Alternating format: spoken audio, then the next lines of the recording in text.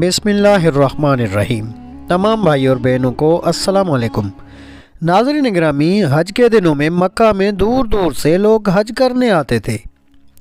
یہ حج اسلامی طریقے سے نہیں ہوتا تھا، بلکہ اس میں کفریہ اور شرکیہ باتیں شامل کر لی گئی تھیں۔ ان دنوں یہاں میلے بھی لگتے تھے۔ نبی کریم صلی اللہ علیہ وآلہ وسلم اسلام کی دعوت دینے کے لیے ان میلوں میں بھی جاتے تھے۔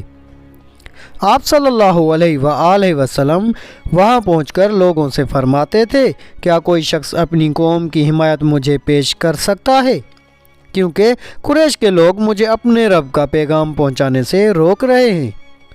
نبی کریم صلی اللہ علیہ وآلہ وسلم مینا کے میدان میں تشریف لے جاتے، لوگوں کے ٹھکانے پر جاتے اور ان سے فرماتے، لوگو، اللہ تعالیٰ تمہیں حکم دیتا ہے کہ تم صرف اسی کی عبادت کرو اور کسی کو اس کا شریک نہ ٹھہراؤ۔ نبی کریم صلی اللہ علیہ وآلہ وسلم کا تعاقب کرتے ہوئے ابو لہب بھی وہاں تک پہنچ جاتا اور ان لوگوں سے بلند آواز میں کہتا، لوگو، یہ شخص چاہتا ہے تم اپنے باپ دادا کا دین چھوڑ دو۔ نبی کریم صلی اللہ علیہ وآلہ وسلم ذوالحجاز کے میلے میں تشریف لے جاتے اور لوگوں سے فرماتے، لوگو، لا الہ الا اللہ کہہ کر بھلائی کو حاصل کرو۔ ابو لہب یہاں بھی آ جاتا اور آپ کو پتھر مارتے ہوئے کہتا، لوگو، اس شخص کی بات ہرگز نہ سنو، یہ جھوٹا ہے۔ نبی کریم صلی اللہ علیہ وآلہ وسلم قبیلہ کندہ اور قبیلہ کلب کے کچھ خاندانوں کے پاس گئے۔ ان لوگوں کو بنو عبداللہ کہا جاتا تھا۔ آپ صلی اللہ علیہ وآلہ وسلم نے ان سے فرمایا، لوگو، لا الہ الا اللہ پڑھ لو، فلاح پا جاؤ گے۔ انہوں نے بھی اسلام کی دعوت قبول کرنے سے انکار کر دیا۔ آپ صلی اللہ علیہ وآلہ وسلم بنو حنیفہ اور بنو عامر کے لوگوں کے پاس بھی گئے۔ ان میں سے ایک نے آپ صلی اللہ علیہ وآلہ وسلم کا پیغام سن کر کہا، اگر ہم آپ کی بات مان لیں، آپ کی حمایت کریں اور آپ کی پیروی قبول کر لیں، پھر اللہ تعالیٰ آپ کو آپ کے مخالفوں پر فتح عطا فرما دے، تو کیا آپ کے بعد یہ سرداری اور حکومت ہمارے ہاتھوں میں آ جائے گی؟ یعنی انہوں نے یہ شرط رکھی کہ آپ کے بعد حکمرانی ان کی ہوگی۔ جواب میں آپ صلی اللہ علیہ وآلہ وسلم نے ارشاد فرمایا، سرداری اور حکومت اللہ کے ہاتھ میں، وہ جسے چاہتا ہے سونپ دیتا ہے۔ اس کے بعد اس شخص نے کہا، تو کیا ہم آپ کی حمایت میں عربوں سے لڑیں، عربوں کے نیزوں سے اپنے سینے چھلنی کرا لیں، اور پھر جب آپ کامیاب ہو جائیں تو سرداری اور حکومت دوسروں کو ملے؟ نہیں، ہمیں آپ کی ایسی حکومت اور سرداری کی کوئی ضرورت نہیں۔ اس طرح ان لوگوں نے بھی صاف انکار کر دیا۔ بنو عامر کے یہ لوگ پھر اپنے وطن لوٹ گئے۔ وہاں ان کا ایک بہت بوڑھا شخص تھا۔ بوڑھا ہونے کی وجہ سے وہ اس قدر کمزور ہو چکا تھا کہ ان کے ساتھ حج کے لیے نہیں جا سکا۔ جب اس نے ان لوگوں سے حج اور میلے کے حالات پوچھے تو انہوں نے نبی کریم صلی اللہ علیہ وآلہ وسلم کی دعوت کا بھی ذکر کیا اور اپنا جواب بھی اسے بتایا۔ بوڑھا شخص یہ سنتے ہی سر پکڑ کر بیٹھ گیا اور افسوس بھرے لہجے میں بولا، اے بنی عامر، تم سے بہت بڑی غلطی ہوئی۔ کیا تمہاری اس غلطی کا کوئی علاج ہو سکتا ہے؟ قسم ہے اس ذات کی جس کے قبضے میں میری جان ہے، اسماعیل علیہ السلام کی قوم میں سے جو شخص نبوت کا دعویٰ کر رہا ہے جھوٹا نہیں ہو سکتا۔ وہ بالکل سچا ہے اور یہ بات ہے کہ اس کی سچائی تمہارے عقل میں نہ آ سکی۔ اس طرح نبی کریم صلی اللہ علیہ وآلہ وسلم نے بنو عبس، بنو سلیم، بنو غسان، بنو محارب، بنو فزارہ، بنو نظر، بنو مرہ اور بنو عذرا سمیت کئی قبیلوں سے بھی ملے۔ ان سب نے آپ صلی اللہ علیہ وآلہ وسلم کو اور بھی برے جوابات دیے۔ وہ کہتے، آپ کا گھرانہ اور آپ کا خاندان آپ کو زیادہ چاہتا ہے، اسی لیے انہوں نے آپ کی پیروی نہیں کی۔ عرب قبیلوں میں سب سے زیادہ تکلیف یمامہ کے بنو حنیفہ سے پہنچی۔ مسلمہ قضا بھی اسی بدبخت قوم کا تھا جس نے نبوت کا دعویٰ کیا تھا۔ اسی طرح بنو ثقیف کے قبیلے نے بھی آپ صلی اللہ علیہ وآلہ وسلم کو بہت برا جواب دیا۔ ان تمام تر ناکامیوں کے بعد آخرکار اللہ تعالیٰ نے اپنے دین کو پھیلانے، اپنے نبی صلی اللہ علیہ وآلہ وسلم کا اکرام کرنے اور اپنا وعدہ پورا کرنے کا ارادہ فرمایا۔ آپ صلی اللہ علیہ وآلہ وسلم حج کے دنوں میں گھر سے نکلے۔ وہ رجب کا مہینہ تھا۔ عرب حج سے پہلے مختلف رسموں اور میلوں میں شریک ہونے کے لیے مکہ پہنچا کرتے تھے۔ چنانچہ اس سال بھی آپ صلی اللہ علیہ وآلہ وسلم مختلف قبیلوں سے ملنے کے لیے نکلے تھے۔ آپ صلی اللہ علیہ وآلہ وسلم عقبہ کے مقام پر پہنچے۔ عقبہ ایک گھاٹی کا نام ہے جس جگہ شیطانوں کو کنکریاں ماری جاتی ہیں۔ یہ گھاٹی ادا مقام پر ہے۔ مکہ سے منا کی طرف جائیں تو یہ مقام بائیں ہاتھ پر آتا ہے۔ اب اس جگہ ایک مسجد ہے۔ وہاں آپ صلی اللہ علیہ وآلہ وسلم کی ملاقات مدینہ کے قبیلے خزرج کی ایک جماعت سے ہوئی۔ اوس اور خزرج مدینہ منورہ کے مشہور قبیلے تھے۔ یہ اسلام سے پہلے ایک دوسرے کے جانی دشمن تھے۔ یہ بھی دوسرے عربوں کی طرح حج کیا کرتے تھے۔ یہ حضرات تعداد میں کل 6 تھے۔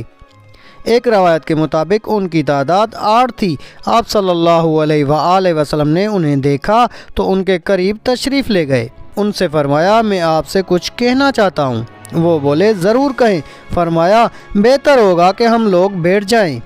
پھر آپ صلی اللہ علیہ وآلہ وسلم ان کے پاس بیٹھ گئے۔ ان لوگوں نے جب آپ کے چہرے کی طرف دیکھا تو وہاں سچائی اور بھلائی نظر آئی۔ ایسے میں آپ صلی اللہ علیہ وآلہ وسلم نے ارشاد فرمایا میں آپ لوگوں کو اللہ کی طرف دعوت دیتا ہوں، میں اللہ کا رسول ہوں۔ یہ سنتے ہی انہوں نے کہا اللہ کی قسم آپ کے بارے میں ہمیں معلوم ہے۔ یہودی ایک نبی کی خبر ہمیں دیتے رہے ہیں اور ہمیں اس سے ڈراتے رہے ہیں، یعنی وہ کہتے رہے ہیں کہ ایک نبی ظاہر ہونے والے ہیں، آپ ضرور وہی ہیں، کہیں ایسا نہ ہو کہ ہم سے پہلے وہ آپ کی پیروی اختیار کر لیں۔ اصل میں بات یہ تھی کہ جب بھی یہودیوں اور مدینے کے لوگوں میں کوئی لڑائی جھگڑا ہوتا تو یہودی ان سے کہا کرتے تھے بہت جلد ایک نبی کا ظہور ہونے والا ہے، ان کا زمانہ نزدیک آ چکا ہے، ہم اس نبی کی پیروی کریں گے اور ان کے جھنڈے تلے اس طرح تمہارا قتل عام کریں گے جیسے قوم عاد اور قوم ارم کا ہوا تھا۔ ان کا مطلب یہ تھا کہ ہم تمہیں نیز تو نابود کر دیں گے۔ اسی بنیاد پر مدینہ کے لوگوں کو آپ صلی اللہ علیہ وآلہ وسلم کے ظہور کے بارے میں معلوم تھا اور اسی بنیاد پر انہوں نے فوراً آپ صلی اللہ علیہ وآلہ وسلم کی بات مان لی۔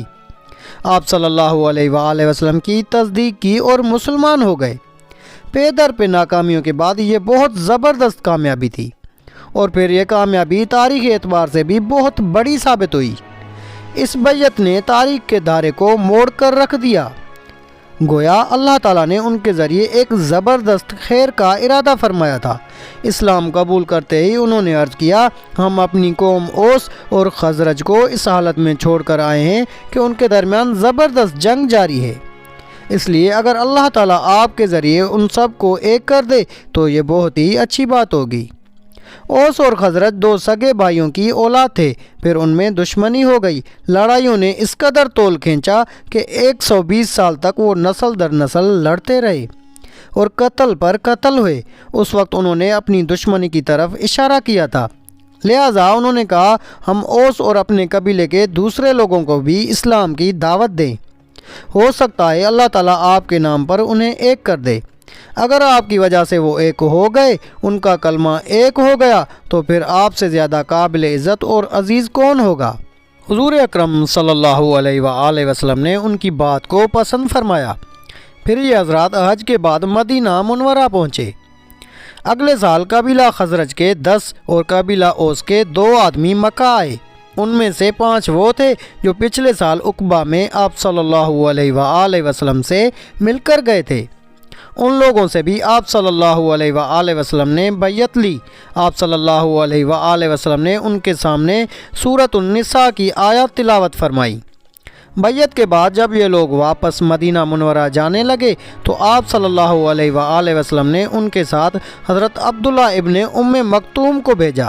آپ صلی اللہ علیہ وآلہ وسلم نے حضرت ابو مصعب رضی اللہ تعالیٰ بن عمیر رضی اللہ تعالیٰ عنہ کو بھی ان کے ساتھ بھیجا تاکہ وہ نئے مسلمانوں کو دین سکھائیں، قرآن کی تعلیم دیں۔ انہیں قاری کہا جاتا تھا۔ یہ مسلمانوں میں سب سے پہلے آدمی ہیں جنہیں قاری کہا گیا۔ حضرت مصعب بن عمیر رضی اللہ تعالیٰ عنہ نے وہاں کے مسلمانوں کو نماز پڑھانا شروع کی۔ سب سے پہلا جمعہ بھی انہوں نے ہی پڑھایا۔ جمعہ کی نماز اگرچہ مکہ میں فرض ہو چکی تھی، لیکن وہاں مشرکین کی وجہ سے مسلمان جمعہ کی نماز ادا نہیں کر سکے۔ سب سے پہلا جمعہ پڑھنے والوں کی تعداد 40 تھی۔ حضرت سعد بن معاذ اور ان کے چچا زاد بھائی حضرت اسید بن حضیر رضی اللہ تعالیٰ عنہ ان کے ہاتھ پر مسلمان ہو گئے۔ ان کے اسلام لانے کے بعد مدینہ میں اسلام اور تیزی سے پھیلنے لگا۔ اس کے بعد حضرت مصعب بن عمیر حج کے دنوں میں واپس مکہ پہنچے۔ مدینہ منورہ میں اسلام کی کامیابیوں کی خبر سن کر آپ صلی اللہ علیہ وآلہ وسلم بہت خوش ہوئے۔ مدینہ منورہ میں جو لوگ اسلام لا چکے تھے ان میں سے جو حج کے لیے آئے تھے انہوں نے فارغ ہونے کے بعد منی میں رات کے وقت آپ صلی اللہ علیہ وآلہ وسلم سے ملاقات کی۔ جگہ اور وقت پہلے ہی طے کر لیا گیا تھا۔ ان لوگوں کے ساتھ چونکہ مدینہ سے مشرک لوگ بھی آئے ہوئے تھے اور ان سے اس ملاقات کو پوشیدہ رکھنا تھا، اس لیے یہ ملاقات رات کے وقت ہوئی۔ یہ حضرات کل 73 مرد اور 2 عورتیں تھیں۔ ملاقات کی جگہ عقبہ کی گھاٹی تھی، وہاں ایک ایک 2 کر کے جمع ہو گئے۔ اس مجمع میں 11 آدمی قبیلہ اوس کے تھے۔ پھر آپ صلی اللہ علیہ وآلہ وسلم تشریف لائے۔ آپ صلی اللہ علیہ وآلہ وسلم کے چچا حضرت عباس بن عبد المطلب رضی اللہ تعالیٰ عنہ بھی ساتھ تھے۔ ان کے علاوہ آپ صلی اللہ علیہ وآلہ وسلم کے ساتھ کوئی نہیں تھا۔ حضرت عباس رضی اللہ تعالیٰ عنہ بھی اس وقت تک مسلمان نہیں ہوئے تھے۔ اس وقت آپ صلی اللہ علیہ وآلہ وسلم گویا اپنے چچا کے ساتھ آئے تھے تاکہ اس معاملے کو خود دیکھیں۔ ایک روایت کے مطابق اس موقع پر حضرت ابو بکر صدیق رضی اللہ تعالیٰ عنہ اور حضرت علی رضی اللہ تعالیٰ عنہ بھی ساتھ آئے تھے۔ سب سے پہلے حضرت عباس رضی اللہ تعالیٰ عنہ نے ان کے سامنے تقریر کی۔ انہوں نے کہا، تم لوگ جو عہد و پیمان ان رسول اللہ صلی اللہ علیہ وسلم سے کرو اس کو ہر حال میں پورا کرنا، اگر پورا نہ کر سکو تو بہتر ہے کوئی عہد و پیمان نہ کرو۔ اس پر ان حضرات نے وفاداری نبھانے کے وعدے کیے۔ تب نبی اکرم صلی اللہ علیہ وآلہ وسلم نے ان سے ارشاد فرمایا، تم ایک اللہ کی عبادت کرو اور اس کے ساتھ کسی کو شریک نہ ٹھہراؤ۔ اپنی ذات کی حد تک یہ کہتا ہوں کہ میری حمایت کرو اور میری حفاظت کرو۔ اس موقع پر ایک انصاری بولے، اگر ہم ایسا کریں تو ہمیں کیا ملے گا؟ آپ صلی اللہ علیہ وآلہ وسلم نے ارشاد فرمایا، اس کے بدلے تمہیں جنت ملے گی۔ اب وہ سب بول اٹھے، یہ نفع کا سودا ہے، ہم اسے ختم نہیں کریں گے۔ اب ان سب نے نبی کریم صلی اللہ علیہ وآلہ وسلم سے بیعت کی، حضور صلی اللہ علیہ وآلہ وسلم کی حفاظت کا وعدہ کیا۔ حضرت برا بن معرور رضی اللہ تعالیٰ عنہ نے کہا، ہم ہر حال میں آپ صلی اللہ علیہ وآلہ وسلم کا ساتھ دیں گے، آپ صلی اللہ علیہ وآلہ وسلم کی حفاظت کریں گے۔ تو ناظرین گرامی، یہ تھی کامیابی کی ابتدا۔ امید ہے آپ کو ہماری آج کی ویڈیو اچھی لگی ہوگی۔ اگر آپ کو ویڈیو اچھی لگی تو ویڈیو کو لائک کر کے اپنے دوستوں احباب سے زیادہ شیئر کریں۔ جزاک اللہ۔